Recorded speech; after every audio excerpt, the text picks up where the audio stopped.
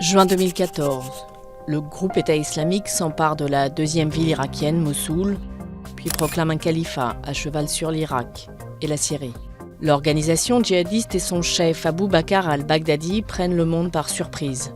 Mais le groupe tisse sa toile depuis une décennie sous différents noms, puisant ses racines dans l'invasion américaine de l'Irak qui déloge Saddam Hussein en 2003. Aux origines, un homme, Abou Musab al-Zarqawi, ce Jordanien s'impose à la tête de l'insurrection contre l'armée américaine et les politiciens, principalement chiites, qui ont pris le pouvoir. Très vite adoubé par Oussama Ben Laden, Zarqawi prend la tête d'Al-Qaïda en Irak. Son but déjà, rendre le pouvoir aux sunnites et établir un État islamique. Zarqawi est tué en 2006.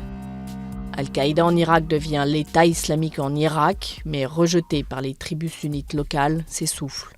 Le groupe renaît avec la guerre civile syrienne. Abou Bakr al-Baghdadi, autre vétéran de la rébellion anti-américaine, est désormais à sa tête.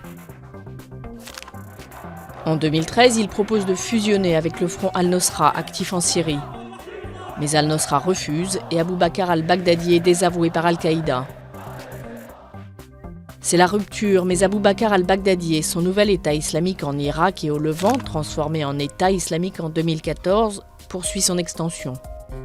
Le territoire du califat décrété par le groupe État islamique s'est réduit depuis le lancement en août 2014 d'une contre-offensive soutenue par des forces internationales.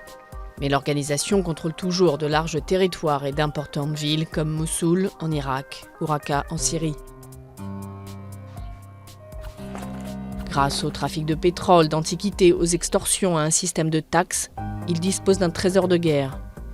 Il compte des milliers de combattants, dont des ex-officiers de l'armée de Saddam Hussein et de nombreux étrangers. Attentats spectaculaires contre ses ennemis proclamés dans la région ou plus loin comme en France, frappé sur son sol le 13 novembre 2015, décapitation filmée d'otages, le groupe État islamique a fait de la mise en scène de l'horreur une marque de fabrique.